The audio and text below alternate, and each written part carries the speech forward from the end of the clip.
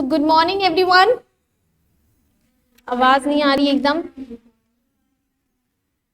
कल की क्लास में हमने क्या क्या कवर किया था? We have done RBI, we have done SEBI, we have done CCI, IBBI and हम लोग ने G20 कवर कर लिया। That is one of the most important thing for January 2023। ये सब कुछ कल कवर किया था। उसके साथ हमने ICSI भी देख लिया था। अब आज की क्लास में हम लोग कुछ छोटे छोटे टॉपिक के साथ G7 खत्म करेंगे, ठीक है? क्या किसी को कल की क्लास के बारे में कोई डाउट कुछ भी है? जो नहीं किए उनकी बात ही नहीं है, वो तो पूरे ब्लैंक है।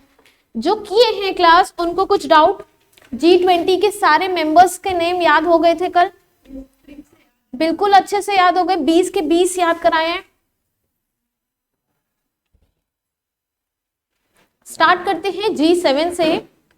मैंने अब तक किसी भी ग्रुप के मेंबर को लेकर फोकस नहीं किया कि आपको 7 याद करने हैं, आपको G8 है तो G8 याद करना है, या फिर ब्रिक्स के सारे मेंबर्स याद करने हैं। जो छोटे हैं वो याद कर लो, बट बड़े स्पेसिफिकली G7 इन सब के मैंने याद करने को नहीं बोला था। बट G20 इससे पहले कभी नहीं बोला, इस बार बोला था। बिकॉज हर दिन अगर न्यूज़पेपर आप उठाओ, स्पेसिफिकली इंग्लिश न्यूज़पेपर उठाओ, तो सबसे पहला पेज G20 के बारे में दे रहा है। That gives immense importance to G20 topic। इसलिए मैंने इन 20 मेंबर के नाम आपको याद करवाए हैं क्लास में ही। तो इसकी इंपॉर्टेंस समझते हुए इसके मेंबर्स के नाम आपको अच्छे से याद होने चाहिए। हो गए थे? Done. Starting with G7। G7 originally came into being in 1975 when the heads of the world 6 leading countries US, UK, France, Germany, Japan and Italy कितने हुए? 6 प्लस कनाडा ऐड हुआ और उसके बाद क्या बना? G7। G7 की कहानी अमेजिंग है। 6 लोग थे मिलके G7 बनाए, फिर मिलके G8 बनाए, फिर 8 में से 1 माइनस हो गया, फिर वापस 7 बनाए और ये पता नहीं क्या क्या करते रहे। क्या हुआ था? G6 ग्रुप में कनाडा ऐड हुआ तो G7 बना। G7 में रशिया ऐड हुआ तो G8 बना। G8 में से रशिया वापस हट गया और फिर क्या वापस बन गया? G7।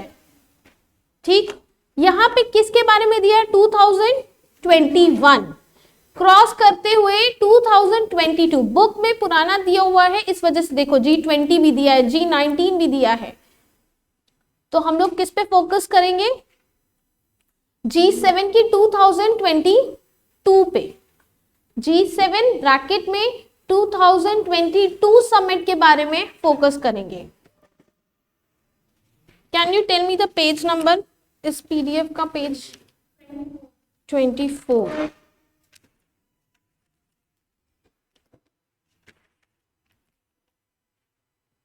ठीक है। वन क्वेश्चन पहला, is India the member of G7? क्या इंडिया मेंबर है? हाँ है। तो कहाँ नाम लिखा था जरा दिखाना? US, UK, France, Germany, Japan, Italy and Canada. Where you have seen India.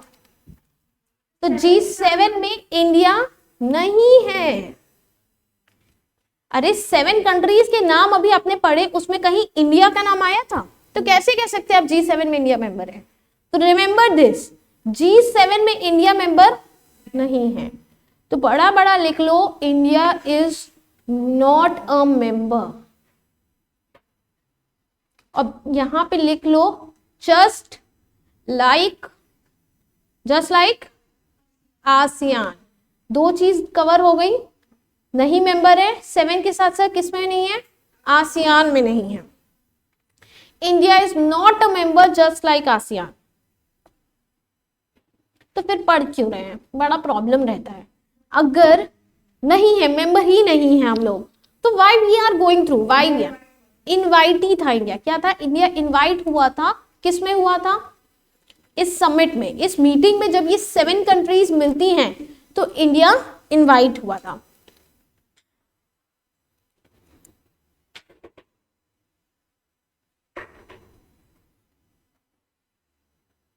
मेरा एक क्वेश्चन है कल के स्टूडेंट्स जितने लोग कल थे। Question is all the members of G7 part of G20? क्या सारे मेंबर G7 के G20 में पार्ट है? जरा एक बार आप पढ़िए इसको फिर से। US UK था, फ्रांस था, अकेले वाले में फ्रांस था, जर्मनी था, जापान भी था, इटली। आई से कितने थे हमारे पास? इंडिया, इटली एंड इंडोनेशिया, उसमें इटली कवर हो गया। एंड कनाडा, सी से कनाडा था और सी से एक और क्या था? चाइना था। तो वी कैन से जो वेन डायग्राम आप पढ़ते हो बाकी सब्जेक्ट में, तो G7 इंक्लूड्स G20, ठीक है। ये सब आपने वेन डायग्राम कहीं ना कहीं कभी ना कभी तो पढ़ा है ना। तो G से रीजनिंग में पढ़ा है, नहीं पढ़ा है तो याद रखना G7 के सारे मेंबर्स G20 में कवर्ड है। नेक्स्ट समिट के बारे में लिखे, तो समिट कहाँ हुई थी G7 की? जर्मनी में हुई थी। तो राइट इट, G 2022 की, G7 2022 की समिट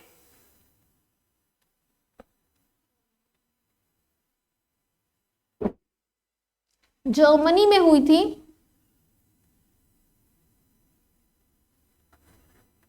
ठीक है। नेक्स्ट 2023 की कहां होगी? It is Japan. उसके अलावा थीम क्या है? What is the theme? Yes, investing in a better future.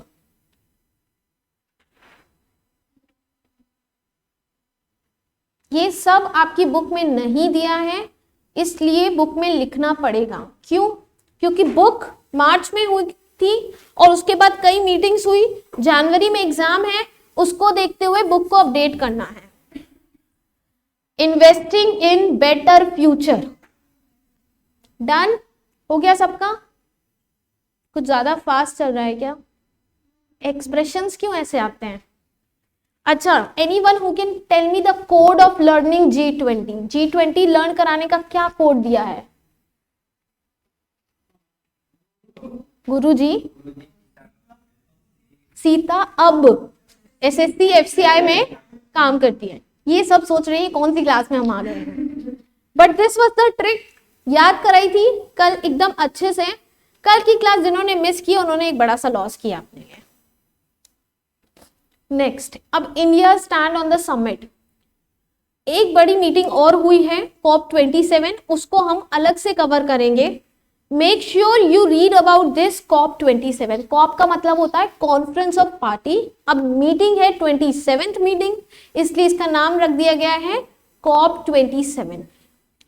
Basic चीज इसमें यही दिया है क्लाइमेट चेंज के ऊपर। क्लाइमेट चेंज के ऊपर इंपॉर्टेंट मीटिंग है, इसको हम आज नहीं कवर कर सकते क्योंकि ये मॉड्यूल का पार्ट नहीं है, ये एक्स्ट्रा करंट अफेयर्स का पार्ट है। ठीक है, कहीं लिख लो, must read about COP27 before sitting in January exam. अच्छा, किसी CSEET के बैच में ये भी क्वेश्चन पूछा गया था कि चीफ गेस्ट कौन थे? Nirmala Sitharaman was the chief guest, तो उससे रिलेटेड एक क्वेश्चन आया था। तो क्वेश्चन क्या पूछ सकता है? कुछ भी पूछ सकता है। ये कोई रेलेवेंट था नहीं कि कौन चीफ गेस्ट थे, वो भी पूछ लिया। तो आप समझ सकते हो ICSI साल में 4 बार जब पेपर लेगा तो फिर वो इस टाइप के क्वेश्चन भी पूछ लेगा। हमेशा टफ एक्सट्रीम चीजें नहीं पढ़नी है, कुछ बेसिक चीजें भी आपसे वो पूछ सकता है। उसके आगे G7 में और कुछ भी नहीं पढ़ना है कि 19 भी पढ़ोगे, 20 भी पढ़ोगे, 21 भी पढ़ोगे, 22 भी पढ़ोगे, जैसे लग रहा है G7 का एग्जाम देने जा रहे हैं। डन? बिल्कुल भी नहीं। 19, 20, 21, 22 इतना नहीं पढ़ना है कि G7 की पूरी हिस्ट्री पढ़ के चले जाओगे आप। ठीक है, ट्रोइका के बारे में कल डिस्कस था, सबको पता है इस बार ट्रोइका क्या है, ये सब कल कवर कर लिया। अगेन ये सब 2021 का दिया हुआ है। हम लोग सीधे आएंगे अब वर्ल्ड इन्वेस्टर वीक पे। वर्ल्ड इन्वेस्टर वीक ये भी पुराना ही है, पर ये पढ़ना है। The international organisation of securities commission launched its 5th annual world investor week, a global campaign supported by the securities regulator and IOSCO stakeholders. What is IOSCO? The IOSCO is a leading international policy forum for securities regulator and is recognized as the global standard setup for securities regulation. The organization members regulates more than 95% of world securities market in 130 jurisdiction. ये कुछ भी relevant ऐसा नहीं दिखा. Almost इस chapter के crux पे खत्म हो चुके हैं. कुछ बहुत छोटे छोटे टॉपिक, कुछ बड़े बिजनेस पर्सनालिटी के बारे में दिया है, फिर उसके आगे अवार्ड्स दिए हुए हैं, उसके आगे क्या दिया है, नेशनल सिंबल्स, रुपी का सिंबल, नेशनल फ्लैग का सिंबल, नेशनल फ्लावर क्या है, नेशनल एनिमल क्या है. एज अ CSEET स्टूडेंट यहाँ पे हर बच्चे को पता होगा नेशनल सिंबल्स के बारे में. What is national flower, national animal, lotus. कल भी डिस्कस हुआ था, G20 के लोगों में लोटस लगा है. उसके अलावा national animal tiger. I think इतने बड़े बच्चों को ये पढ़ाने की उम्मीद बिल्कुल नहीं थी, पर इंस्टीट्यूट को लगता है शायद कुछ बच्चे ऐसे भी आ जाते हैं. ठीक है, starting with business personalities. Mukesh Ambani, the well known industrialist. Mister Mukesh Dhirubhai Ambani is the chairman and managing director of Reliance industries limited. Not only Reliance, you go and search Mukesh Ambani कितनी लिस्ट ऑफ कंपनीज में डायरेक्टर है. सर्च कैसे करते हैं? एज अ CS आपको पता होना चाहिए कि सर्च कैसे करते हैं. CS हो नहीं, फ्यूचर CS हो तो भी पता होना चाहिए कि आप किसी भी कंपनी के डायरेक्टर्स की लिस्ट बिना किसी ID पासवर्ड के आप देख सकते हैं. It is free. आप MCA के मास्टर डेटा पे जाके एक कंपनी के कौन सी कंपनी है, उसमें कौन कौन डायरेक्टर है और वो डायरेक्टर कितनी कंपनियों में डायरेक्टर है, आप सब पता लगा सकते हैं. आप इनके बारे में भी पता लगा सकते हैं.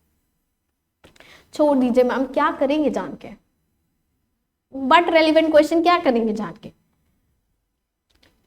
The Reliance Industry Limited is a chemical engineer from the Institute of Chemical Technology and this. अब what is the relevance of this? कि इतने बड़े पैराग्राफ में पढ़ना क्या है? ये पढ़ना है कि ये इस समय किस कंपनी के डायरेक्टर हैं. इनके अलावा इनकी कुछ इकोनॉमिक पोस्ट भी है. Like he is the member of the foundation board of World Economic Forum. Underline this कि मुकेश अंबानी रिलायंस से एसोसिएटेड, ये हर बच्चे को पता है, पर ये नहीं पता है कि ये एक मेंबर हैं the foundation board of world economic forum.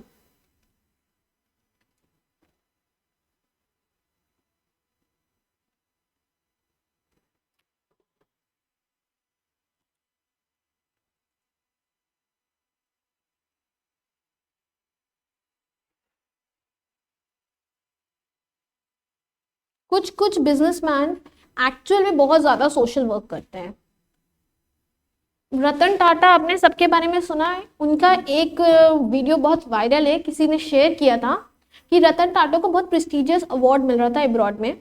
उनके लिए वहां पे सेरेमनी रखी गई थी and he called and said he could not attend that. United kingdom में उनके लिए बिकॉज उनका डॉग की तबीयत खराब है. तो जिस पर्सन को सोचा था कि इतने दूसरी कंट्री में इतने बड़ी अवार्ड सेरेमनी रखी और रतन टाटा इसलिए डिनाई कर दिए क्योंकि इनके डॉग की तबीयत खराब है. तो I think this is actual a social person जो सच में एक अवार्ड से इंपॉर्टेंस अपने डॉग को दे रहा है कि नहीं, पहली सिंपैथी, पहली चीज उसके लिए वो है. तो कुछ एक्चुअल में होते हैं बिजनेसमैन जो सोशल वर्क की तरफ खुद बहुत ज्यादा डिवोटेड है. अजीम प्रेम जी किससे रिलेटेड है? विप्रो लिमिटेड से है. is a guiding company through 4 decades of diversification and growth, the world leader in the software. इनके अलावा इंफोसिस के चेयरपर्सन का न्यूज में बहुत रहा, इसमें कहीं नहीं दिया है. इंफोसिस चेयरपर्सन कौन है? जिनके दामाद अभी यूनाइटेड किंगडम के प्राइम मिनिस्टर बने हैं, ऋषि सुनक. यूके के PM है, ठीक है. उनके फादर इन लॉ कौन है? नहीं पता. कंपनी से रिलेटेड कुछ भी न्यूज हो, अभी ये कल या परसों की KBC में पूछ लिया गया था. क्वेश्चन था कि 10 डाउनिंग स्ट्रीट में रहने वाले पर्सन का मदर इन लॉ कौन है, ये KBC में पूछा गया है. तो 10 डाउनिंग स्ट्रीट में यही रहते हैं ऋषि सुनक, और उनके मदर इन लॉ कौन हुई? सुधा मूर्ति, नारायण मूर्ति. नाम आपको पता होना चाहिए. कंपनी से रिलेटेड हर चीज पता होना चाहिए आपको. जब भी कुछ भी न्यूज में रहे तो आपको जानना है. कुमार मंगलम बिरला किससे एसोसिएटेड है? आदित्य बिरला ग्रुप से. He is on the national council of confederation of Indian history industry and apex advisory council of associated of chambers of commerce and industry. बस इतना पोर्शन अंडरलाइन कर दो और सब जगह लिख दो जस्ट रीड वंस। आप इतना आइडेंटिफाई कर सको कि किस बिजनेस पर्सनालिटी की बात हो रही है। यहां से यहां तक अंडरलाइन करेंगे। फिर SEBI has first 3 lines, mister Kumar से इंडिया तक। फिर SEBI had constituted a committee on corporate governance under the chairmanship of Shri Kumar Mangalam Birla, the member and the SEBI board, to promote and raise the standard of corporate governance in respect of listed company. तो corporate governance के chairperson भी कौन रहे हैं? कुमार मंगलम बिरला। जो Aditya Birla group आपने नहीं सुना है तो ये ग्रुप बहुत सारे काम करता है, उसमें से एक काम हेल्थ इंश्योरेंस भी है आदित्य बिरला ग्रुप का। Tim Cook is the CEO of Apple company. Bill Gates किससे एसोसिएटेड है? माइक्रोसॉफ्ट से। अब करना क्या है, 4 बड़े बिजनेस पर्सनालिटीज हैं और यहां पे मैच द कॉलम आ गया और ऑप्शन में A1 3 2 4 ऐसे दे देता है, तो करेक्ट मैच करके वो ऑप्शन चूज करना आपको आना चाहिए, ठीक है। Elon Musk, PayPal and SpaceX. फिर ये कहां और आ चुके हैं? ऑल्सो ट्विटर पे। ट्विटर पे आए गए आए यही चला। Next, Warren Buffett, he is said to be wizard of Omaha. Actual में इन्होंने कहा है कि 99% of his wealth he will donate after his death, मतलब बिफोर हिज डेथ, जब डेथ के बाद इनकी 99% इनकी लीगल हेयर्स को ना मिलके किसको मिलेगी? ये डोनेट कर देंगे। तो बहुत बड़ा अमाउंट है, 99% ऑफ हिज वेल्थ। फिर अब बात आती है लीडर्स की। Narendra Modi, prime minister of India, making the start of his second term 2014 से कब तक थे? 19, और फिर 19 में री इलेक्ट हुए और कब तक? हम 24 नहीं लिख सकते, क्या लिखेंगे? You never know, till date लिखते हैं, ठीक है। Narendra Modi enjoy writing, he has authored several books including poetry, begins with day, his yoga and this. Joe Biden and Vladimir Putin, ये नाम तो बड़ा इंपॉर्टेंट है। मैंने पहले भी कहा पुरानी मॉड्यूल्स में कुछ और गिवन था, कुछ और लीडर्स के नाम, जैसे डोनाल्ड ट्रंप का नाम दिया था, पर once a president is remove और न्यू प्रेसिडेंट आ जाते हैं तो उनकी इंपॉर्टेंस हो जाती है। इसलिए अब नाम किसका आ चुका है?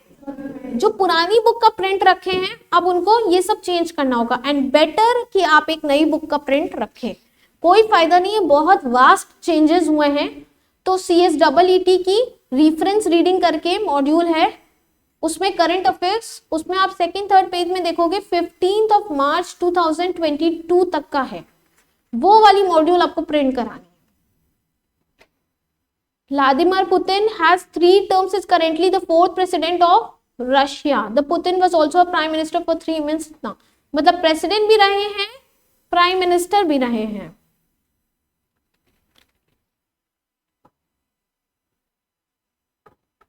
ऑलमोस्ट 3 क्लासेस हो चुकी है हमारी इसकी, एंड अभी फर्स्ट चैप्टर ही चल रहा है, because first chapter he main chapter है। बाकी चैप्टर्स में उतना टाइम नहीं लगेगा, एक दिन में 1 या 2 भी हो जाएंगे कंप्लीट, पर फर्स्ट चैप्टर स्कोरिंग हो सकता है, इस वजह से इसमें ज्यादा टाइम दिया जाता है। नेक्स्ट है बुक्स एंड देयर ऑथर्स। कुछ भी नहीं करना है, बस हाईलाइट करना है। इसमें बुक का नाम दिया है और हाईलाइट करते रहना है आपको। वर्ल्ड बुक डे कब सेलिब्रेट होता है? When is world book day celebrated? 23 अप्रैल।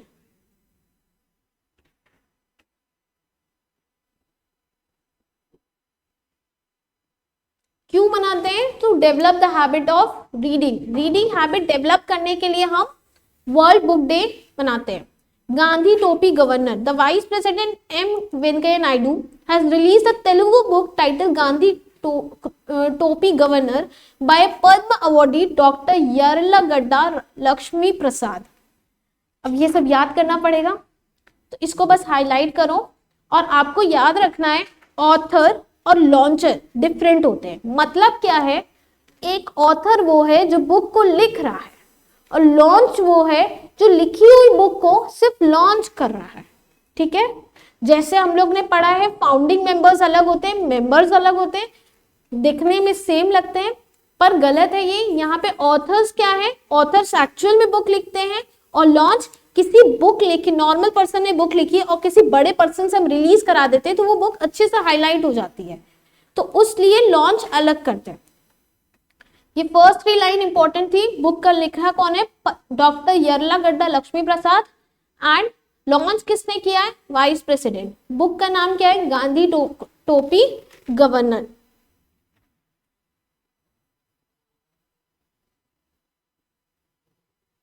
कर्म योद्धा ग्रंथ किसकी लाइफ पे बेस्ड है, प्राइम मिनिस्टर नरेंद्र मोदी। ये पार्ट इतना ज्यादा सिंपल है कि आपको हेडिंग ही रेफर करना है, अंदर का मैटर कुछ करना ही नहीं, सिर्फ हेडिंग्स पढ़नी है। Turbulence and triumph, the Modi years by Rahul Agarwal and Bharat S Pradhan. सब अंडरलाइन करते हुए चल रहे हैं, इसमें कुछ भी समझने जैसा नहीं है कि बुक किसने लिखी है और या फिर दिया है किसके बेस्ड पे, ये बुक किसके ऊपर लिखी हुई है। Savarkar echoes from a forgotten past by Vikram Sampat.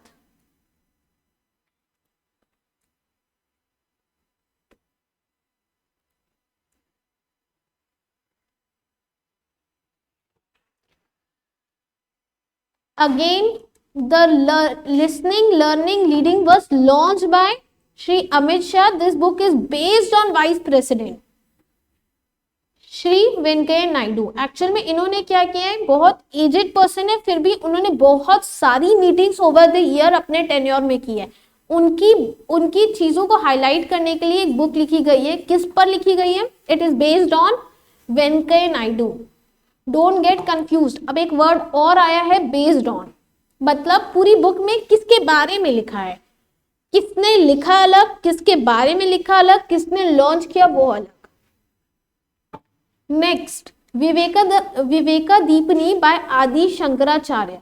The vice president of India Venkaiah Naidu released a book title Viveka Deepani, a concise book aphorism on this. It was initially written by Adi Shankaracharya. आदि शंकराचार्य को underline करेंगे। Done.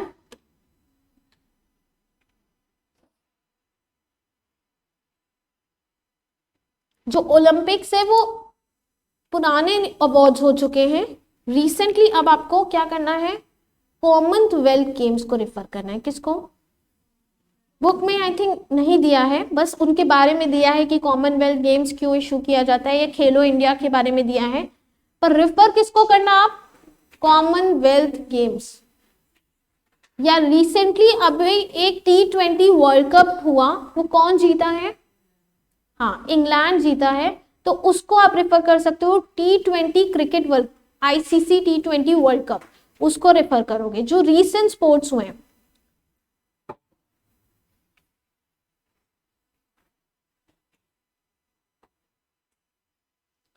ये जो box दिया है इसको underline करेंगे। Major Dhyanchand Khel Ratna award. Dhyanchand was the player of which sport, hockey. यहाँ पे लिख लो, ध्यानचंद हॉकी के एक बहुत फेमस प्लेयर रहे हैं। Is given a spectacular and most outstanding performance in the field of sports over a period of 4 years।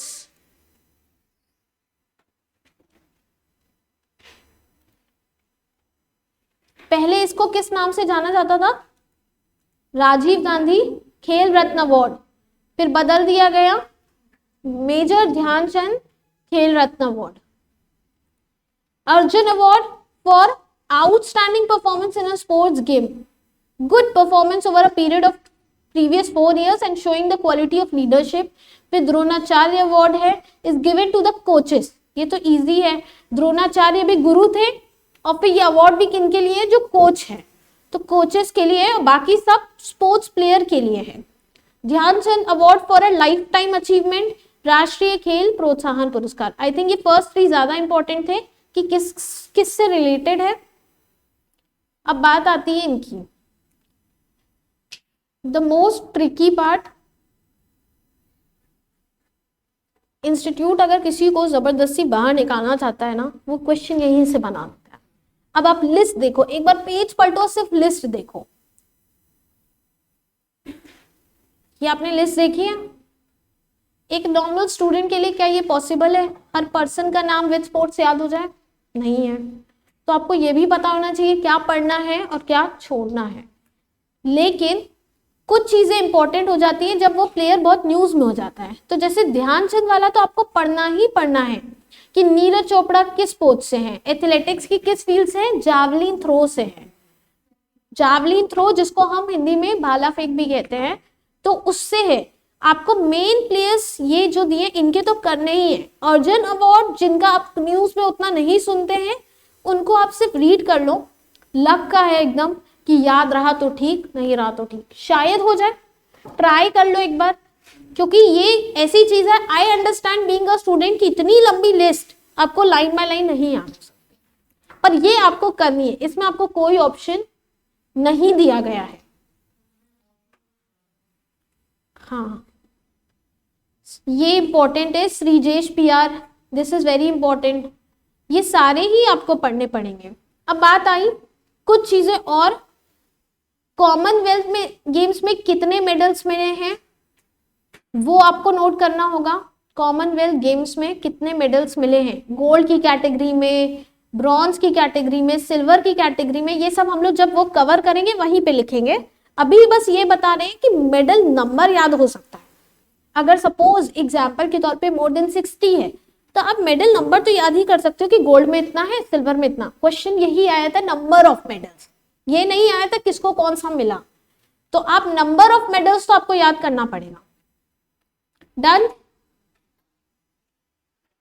Maulana Abdul Kalam Azad trophy 2021 ये university को मिलता है जो स्पोर्ट्स को प्रमोट करती है। किसको मिला है? पंजाब यूनिवर्सिटी को। इसको अंडरलाइन करेंगे।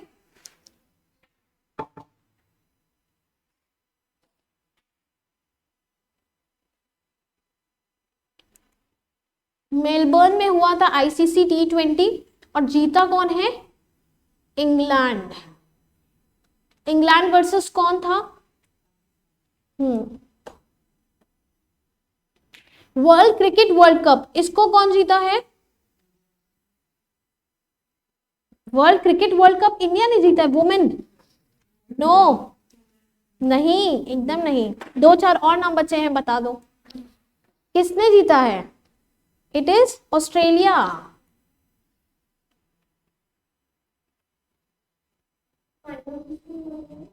Australia versus, I don't know, I don't have any interest in cricket.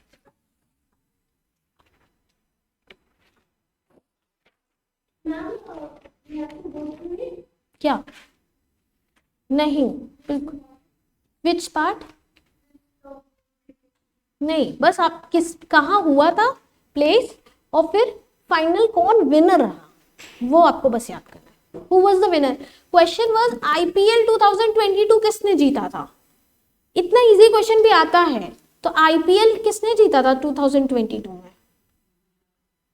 हाँ, गुजरात टाइटंस ने जीता था। ये तो पता ही होगा। कुछ भी क्रिकेट से पूछेंगे हम लोग पास हो जाएंगे।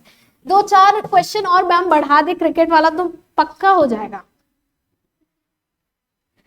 ठीक है, और कुछ इसमें इंपॉर्टेंट जो पार्ट छूट रहा है अभी तक में। आई थिंक अब नेशनल सिंबल्स की तरफ हम लोग बढ़ रहे हैं।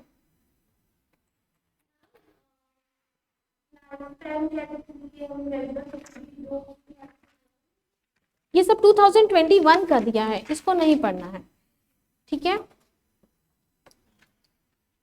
जो सब कुछ पढ़ चुका है, सब कुछ रिवाइज कर चुका है, तो वो पुराना उसके पुराना का भी पढ़ सकता है। ठीक है, आप इशारा समझ रहे हैं।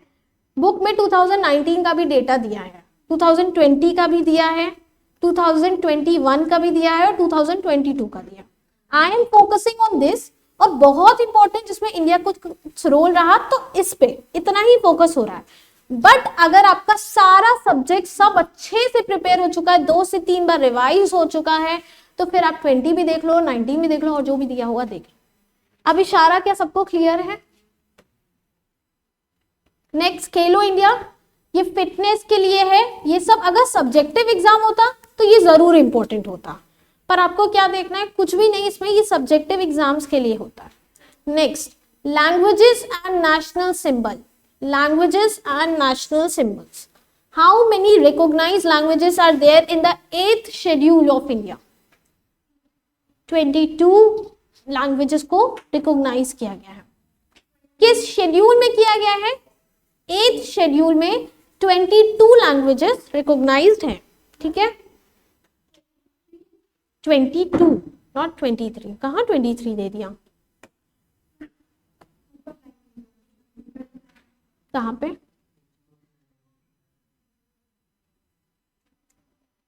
अरे लाइन तो तुम लोग पढ़ो। ये बोल रहा है वर्ल्ड में 7115 लैंग्वेजेस बोली जाती हैं, जो 23 लैंग्वेज मिला के हाफ ऑफ द पॉपुलेशन बोलता है, ये बोल रहा है। एक डेटा पे तुरंत चले गए और ये तो कुछ और ही लिखा है, ठीक है। इंडिया की बात करें तो इंडिया में ऑफिशियल लैंग्वेज क्या क्या है? इंग्लिश एंड हिंदी दोनों ही ऑफिशियल लैंग्वेज है। उसके बाद 8th शेड्यूल को अंडरलाइन करोगे, 22 लैंग्वेजेस को अंडरलाइन करोगे। अब एक बार 22 लैंग्वेज रीड करेंगे। अब ये सब क्यों करना है, इस पे एक क्वेश्चन है। असमीज पूरा दिमाग खोल के सिर्फ यहीं पे पढ़ना है, ये सब घर में बिल्कुल नहीं पढ़ना है। असमीज, बंगाली, गुजराती, हिंदी, कन्नड़, कश्मीरी, कोंकणी, मलयालम, मणिपुरी, मराठी, नेपाली, उड़िया, पंजाबी, संस्कृत, सिंधी, तमिल, तेलुगु, उर्दू, बोडो, संथाली, मैथिली एंड डोगरी, ठीक है, पढ़ लिया। अब क्वेश्चन क्या है? मेरा क्वेश्चन ये है,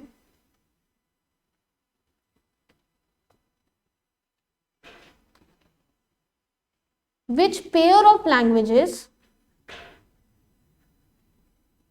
is not mentioned in 8th schedule, ठीक है। क्वेश्चन सबको क्लियर है? कोई बोलेगा नहीं आंसर, पता भी होगा तो भी नहीं बोलेगा।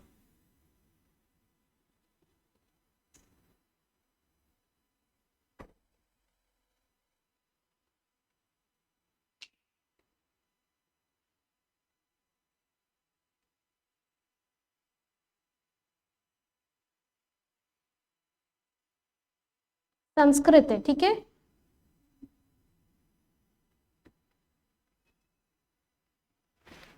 सबको पता चल गया, आंसर भी दिख गया, सब बताओ। नहीं आया समझ में? क्वेश्चन समझ में आया कि नहीं आया? 8th शेड्यूल में अभी हम लोग 22 लैंग्वेजेस पढ़े हैं और ये दो पेयर मैंने बनाए हैं। आपको इसमें ऑड वन आउट फाइंड करना है कि कौन सा पेयर 8th शेड्यूल में मेंशन नहीं है, तब आइडेंटिफाई कर सकते हो आप जब 22 करते हैं। ऑनलाइन स्टूडेंट कौन आंसर देगा इसको? मुझे आंसर नहीं पता, पहले आप आंसर देंगे। What is the option answer? Nandini, Neha, Utkarsh. Option A, option B, option C, option D, सब ऑप्शन नंबर लिखेंगे।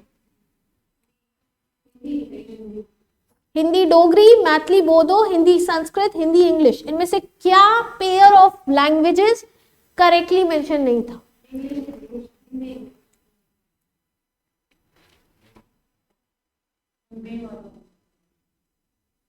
ऑप्शन ए कि ऑप्शन बी कि ऑप्शन सी? कौन आंसर करेगा इस क्वेश्चन को? The answer is option A, B, D.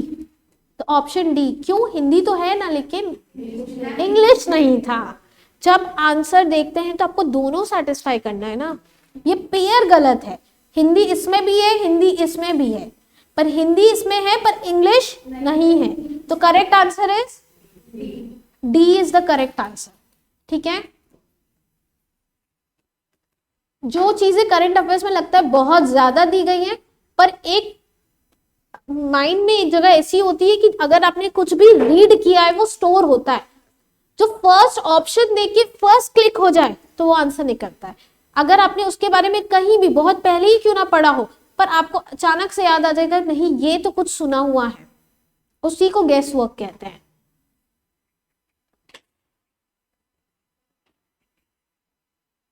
ठीक है, अब नेक्स्ट क्या है इसमें? 8 शेड्यूल के बारे में हमने पढ़ लिया। नेक्स्ट क्या है? Article 346। The languages for time being authorized for use of official purpose communicator between one state and this is two or more states agree that the Hindi language should be official language communication this. इसमें कुछ खास नहीं है. Next की बात करें, international mother language day. You know what is mother language? जो हम अपने घर में बोलते हैं. इट कैन बी अ बोली लैंग्वेज, मतलब जरूरी नहीं ग्रामेटिकली आप सही हो, वो नॉर्मल बोलचाल की भाषा भी हो सकती है. तो मदर लैंग्वेज क्या है? आप में से सब अपनी मुझे मदर लैंग्वेज अगर बताएं, घर में किस लैंग्वेज में बात करते हैं? हिंदी, मैक्सिमम हिंदी. कोई और जो बंगाली में करता हो, उड़िया में करता हो? कोई नहीं है. ठीक है. International mother language day is celebrated across on 21 फरवरी. ये डे सेलिब्रेट करने से पीछे एक स्टोरी थी, मैंने लास्ट सेशन में डिस्कस करी थी. किसी को वो याद है क्या डिस्कशन था? नहीं. एक्चुअली जब इंडिया आजाद हुआ था ईयर 1947 में, तब जो हमारा आज का बांग्लादेश है उस समय क्या था? उसको हम ईस्ट पाकिस्तान बोलते थे, है ना. ईस्ट पाकिस्तान बोलते थे. ठीक है. आज का बांग्लादेश ईस्ट पाकिस्तान, वो पाकिस्तान के साथ था. 1952 में हुआ था कि पाकिस्तान ने ऑफिशियल लैंग्वेज उर्दू डिक्लेयर कर दी थी. क्या कर दी थी? उर्दू. तो जो बांग्लादेश में रहने वाले बंगाली लोग थे उनको बहुत हर्ट हुआ था, और उसमें से कुछ स्टूडेंट्स जाके प्रोटेस्ट करते हैं. नंबर ऑफ स्टूडेंट्स को जाके प्रोटेस्ट करते हैं कि ऑफिशियल लैंग्वेज जो उर्दू है वो नहीं होनी चाहिए, उनको free to speak there mother language होना चाहिए. आप जो सोच रहे हो कि एक देश में अगर कुछ ऑफिशियल लैंग्वेज डिक्लेयर हो जाती तो उससे दिक्कत ही क्या है? अगर आपसे एक सेंटेंस बोला जाए अपने बारे में कुछ स्पेनिश में बताओ, अपने बारे में कुछ जर्मन में बताओ, दिक्कत आएगी. वही दिक्कत कुछ उनको महसूस होने लगी क्योंकि ऑफिशियली डिक्लेयर हो गया, ऑप्शन नहीं है, उर्दू ही एक्सेप्ट करना है. तो ये बंगाली मूवमेंट 1952 में बहुत जोर पकड़ता है. कुछ लोग ढाका यूनिवर्सिटी के पास जाके प्रोटेस्ट करते हैं और पुलिस उनको गोली मार देती है. उसमें से 4 स्टूडेंट्स की डेथ हो जाती है.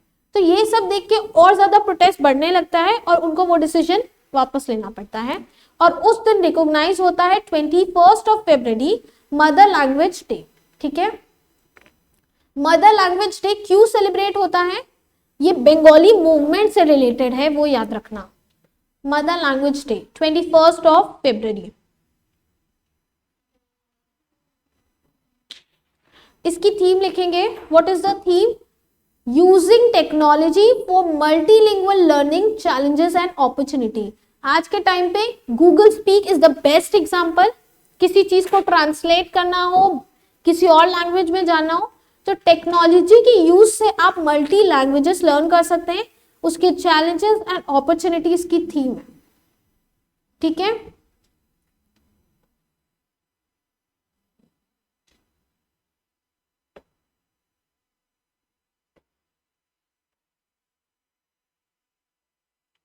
इंडिया की इंपॉर्टेंस दी गई है.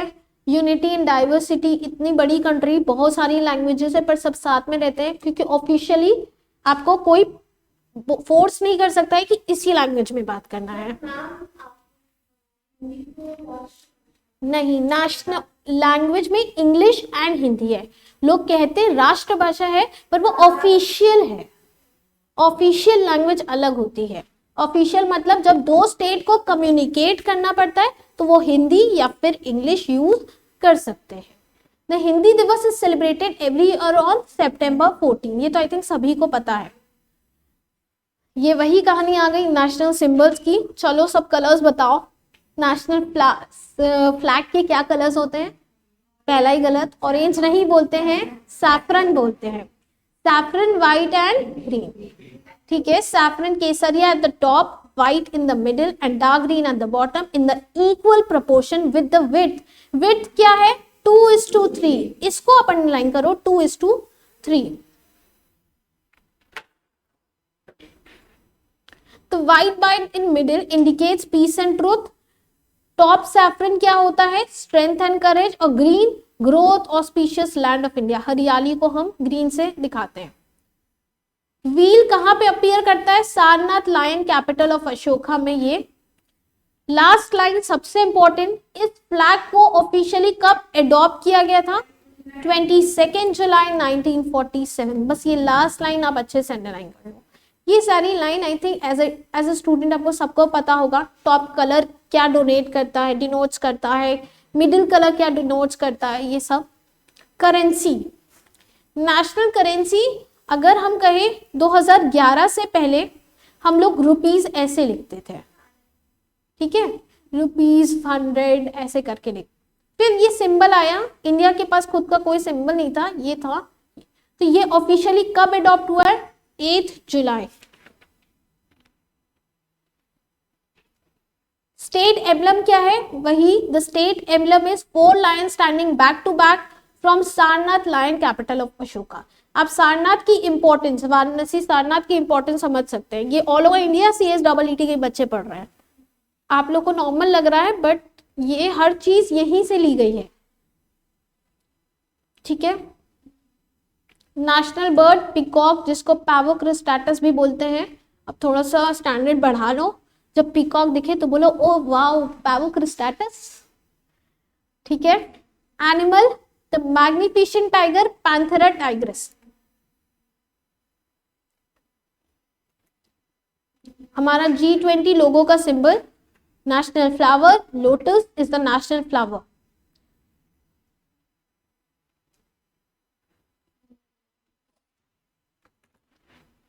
किसी को लगता था कि नेशनल सिंबल्स में हमें और टाइम डिनोट करना चाहिए था? इसमें भी कुछ चीजें समझा सकते थे, कुछ ऐसा नहीं। जो रेलिवेंट है उसको अच्छे से टाइम दिया और जो नहीं है उसको हम लोग ने क्विकली खत्म किया। पढ़ाई भी आपको ऐसी ही करनी है, इंपॉर्टेंट चैप्टर्स में थोड़ा ज्यादा फोकस करो और लीस्ट इंपॉर्टेंट में रीड करो। छोड़ना तो कुछ भी नहीं है, रीड करके ही जाना है सब। तो ओलंपिक कंसिस्ट ऑफ 5 रिंग्स। कितनी रिंग्स हैं? 1 2 3 4 5, सब आपस में इंटरकनेक्टेड है। इक्वल डायमेंशन, कलर्स का नाम क्या है?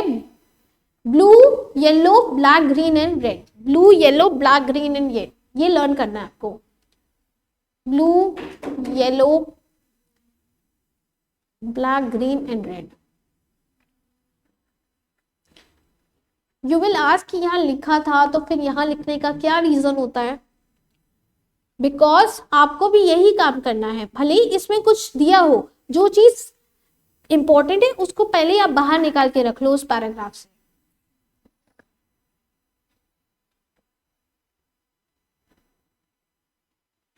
Next, awards and honours. I think ये लास्ट टॉपिक है, इसके बाद कुछ नहीं है।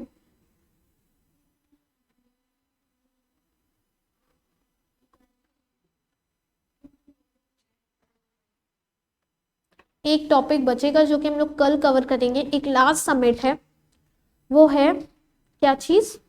Quad summit. बहुत सारी समिट आपने पढ़ी है, एक नई समिट है क्वाड समिट, वो कल पढ़ेंगे, ठीक है। टिल देन हम लोग आज अवार्ड्स एंड ऑनर्स वाला पोर्शन खत्म कर देंगे। COP27 हम लोग, ये बुक का पार्ट नहीं है एक्चुअल में, quad is a part of book, तो वो हम लोग अपनी नॉर्मल करंट अफेयर्स की जब एक्स्ट्रा क्लास लेंगे उसी में कवर करेंगे।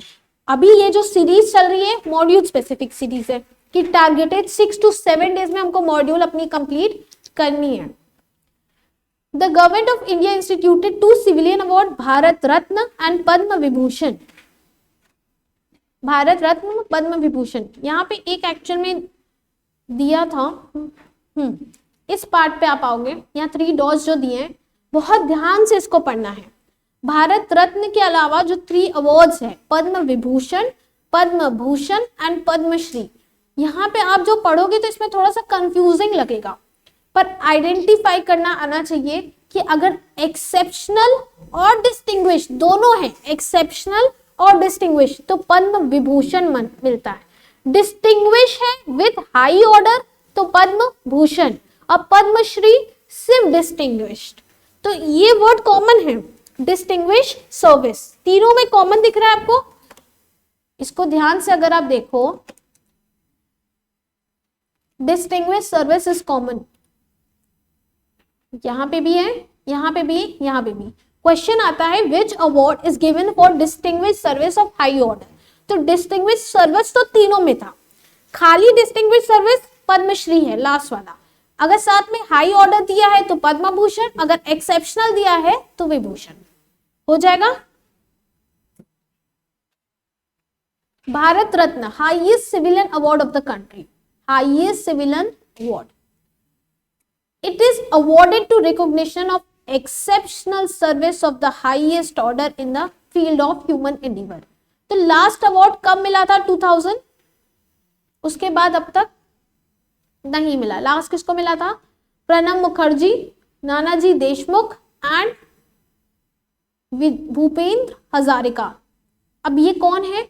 प्रणब मुखर्जी हमारे एक्स प्रेसिडेंट रहे हैं, Nanaji Deshmukh is a social worker and Bhupendra Hazarika is a singer and lyricist.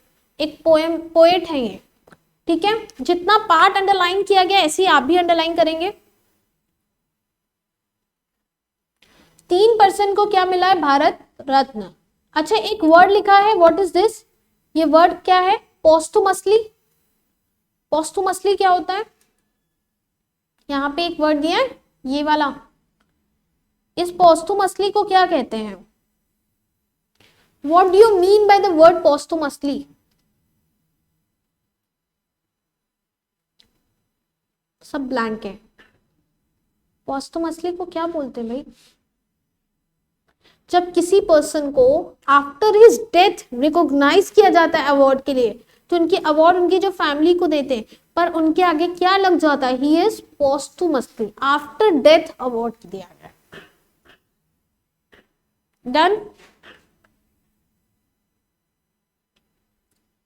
यहाँ पे आप एक आर्टिकल पढ़ेंगे, आर्टिकल 18 सबसेक्शन 1 के बारे में, इसमें दिया नहीं है but you have to know this. Article 18 of constitution prohibit करता है, article 18 of the Indian constitution prohibit करता है कि ये जितने अवार्ड्स मिले उसको ना आप सफिक्स या फिर प्रीफिक्स के तौर पे अपने नाम के आगे लगा सकते हैं। लाइक अभी यहाँ पे प्रणब मुखर्जी को मिला है तो आप नहीं बोल सकते भारत रत्न प्रणब मुखर्जी, उनके नाम के आगे लिख नहीं सकते कि भारत रत्न प्रणब मुखर्जी। जैसे आप मिस्टर एज अ प्रीफिक्स लगाते हो तो आप मिस्टर हटा के भारत रत्न लगाना शुरू कर दो, तो ये नहीं अलाउड है। क्यों नहीं अलाउड है? आर्टिकल 18 प्रोहिबिट करता है अवार्ड, जो नेशनल अवार्ड्स हैं उनको आप प्रीफिक्स और सफिक्स दोनों ही यूज नहीं कर सकते ड्यू टू इक्वालिटी, उनके लिए सब इक्वल हैं। Done.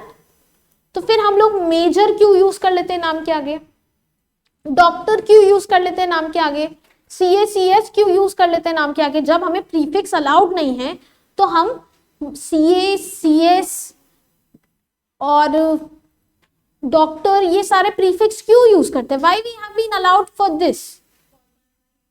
Yes, it is academic qualification. Academic qualifications उसमें एग्जेम्प्टेड है, ठीक है। एकेडमिक क्वालिफिकेशंस एग्जेम्प्टेड है, इस वजह से हम ये प्रीफिक्स के साथ साथ मेजर वर्ड ऐड कर सकते हैं अपने नाम के आगे। बट हम पद्मश्री मिस्टर दिस नहीं बुला सकते, पद्म विभूषण मिस्टर दिस नहीं बुला सकते, ठीक है।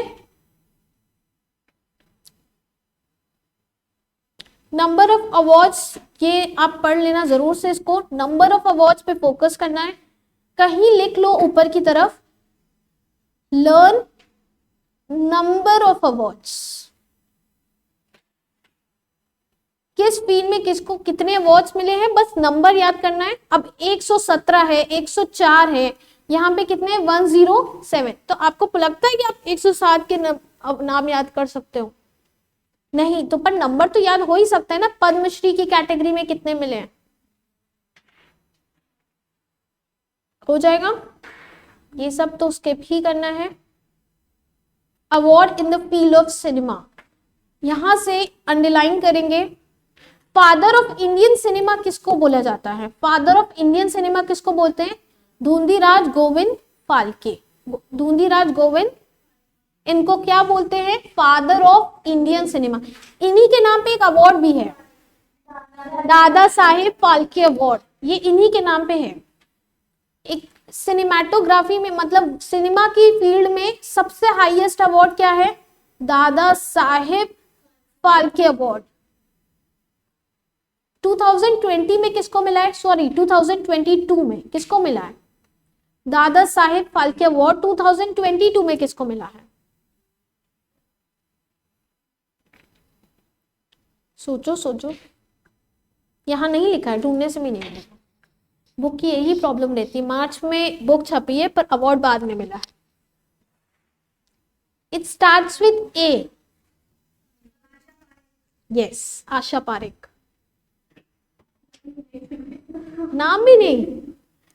बेस्ट एक्टर, बेस्ट एक्ट्रेस, ये सब दिया है, एक बार रीड कर लेना। बहुत सारे हैं जो आपकी फेवरेट चीजें, like film of the year award Pushpa the rise, उसका स्टेप तो इतना पॉपुलर हो गया था।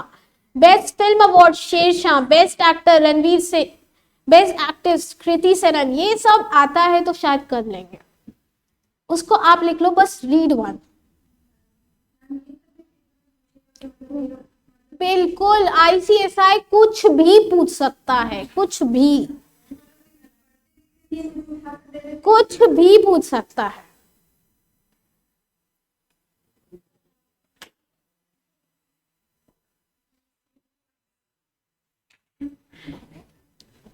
Miss universe 2021, who is she?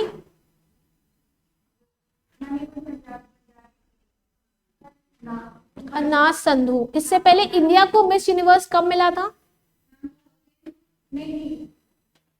India को कितने मिस यूनिवर्स मिले, इसकी बात छोड़ो छोड़ो। हाँ, 3 मिस यूनिवर्स। चलो एकदम सही आंसर है, तुक्के के साथ सही।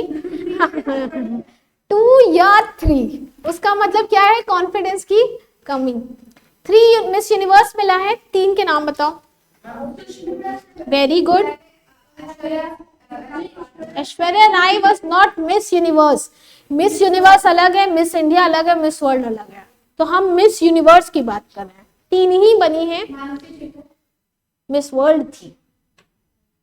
ये कोई निकलता ही नहीं आंसर। सुष्मिता सेन करेक्ट, ये तो मिल ही गई है। अब एक कौन है? अच्छा, जब ये बनी थी ना तो हर न्यूज चैनल पे एक चीज हाईलाइटेड थी, भारत को मिला 21 साल बाद मिस यूनिवर्स का ताज। 21 साल बाद। और कब मिला था? 2021 में, तो 21 साल पहले 2000 में मिला है। अब किसको मिला था 2000 में? कुछ भी, मतलब कोई भी एक्ट्रेस का नाम याद आ जाता है हम बोल देंगे। मिस यूनिवर्स सिर्फ 3 को मिला है, वो थी लारा दत्ता। लारा दत्ता। कहां से कहां चले जाते हो तुम लोग? ठीक है, सुष्मिता सेन 1994, फिर 2000 और फिर आया था 2021 में। हर न्यूज चैनल 21 साल बाद भारत को ताज। नेक्स्ट, ये हम लोग कल की क्लास में कवर करेंगे, क्वाड समिट। क्वाड का फुल फॉर्म कोई अगर बता दे, क्वाड का full form, it stands for which 4 countries का ग्रुप है ये, तो क्वाड का फुल फॉर्म कोई बताओ। क्यू से कौन सी कंट्री आ गई, ये सब सोच रहे हैं। आधी जनता यही सोचती है अब ये क्यू वाली कंट्री कौन से आ गई। चलो यू से कुछ रख देंगे, ए से कुछ रख देंगे, डी से कुछ रख देंगे, क्यू से कौन सी कंट्री आ गई? कतार। अच्छा, वाह। एटलस बचपन में खेलते थे ना, वो इसीलिए खेलते थे। पहली बात, जरूरी नहीं है ये ग्रुप ऑफ कंट्री की एक्रोनिम से ही बने। क्यों? Quad stands for quadrilateral. किससे स्टैंड होता है? ये 4 कंट्री का ग्रुप है, इसलिए इसका नाम क्वाड्रिलेटरल रख दिया। 3 का होता है तो ट्राइंगल रख देते हैं। लाइन्स एंड एंगल्स चल रहा है यहाँ पे, ठीक है। तो जो लोग क्यू से ढूंढते हैं ना, उनके लिए बता दे, ज्यादा दिमाग पे जोर डालने की जरूरत नहीं है। इसका कोई फुल फॉर्म नहीं है, इट इज क्वाड्रिलेटरल। 4 कंट्री का ग्रुप है। डिटेल में कल की क्लास से हम लोग कवर करेंगे। आज की क्लास इसको यही वाइंड अप करते हैं। अभी तक का जितना है सब रिवाइज करते रहे, क्योंकि नेक्स्ट 3 दिन में ही कोर्स कंप्लीट करेंगे। Okay, thank you so much. कल मिलते हैं अपने इंटरनेशनल डिप्लोमेसी के टॉपिक से। Australia, India, Japan,